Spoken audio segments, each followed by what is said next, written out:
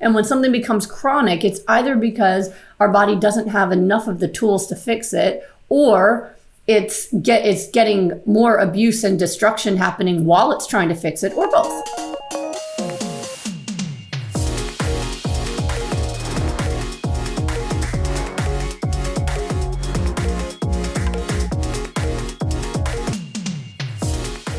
I do not believe that chronic illness is a normal thing for the human body.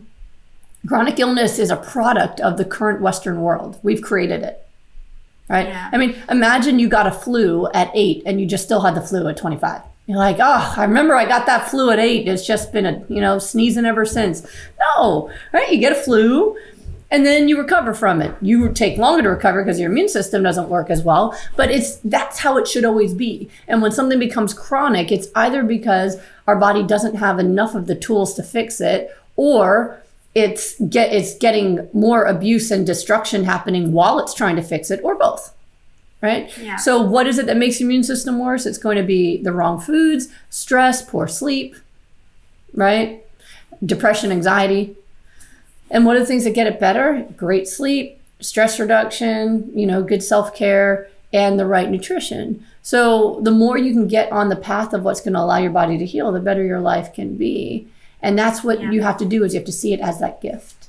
When you see it as a gift that, wow, all I have to do is change my diet and I could have everything I ever wanted, to me, that's a no-brainer. I mean, it's just food. So what? So what? I'm going to have a salad, you have a piece of pizza. Who cares, right? When you really get down to it, right? Because people put so much on it, like, oh my God, I want that pizza.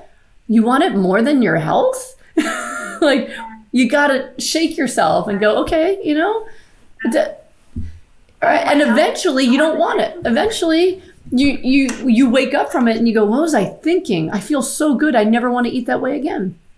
And I see that every day in my group. I see people who were so addicted to food, they're in tears the first 2 weeks, crying because they miss pizza, crying because they want a piece of chicken. I mean, literally crying, grown-ups, And then at the end of 6 weeks, they're like, I could just be a raw vegan forever. This is so easy. I feel so good. And I'm like, my husband and I are just like, whoa, okay.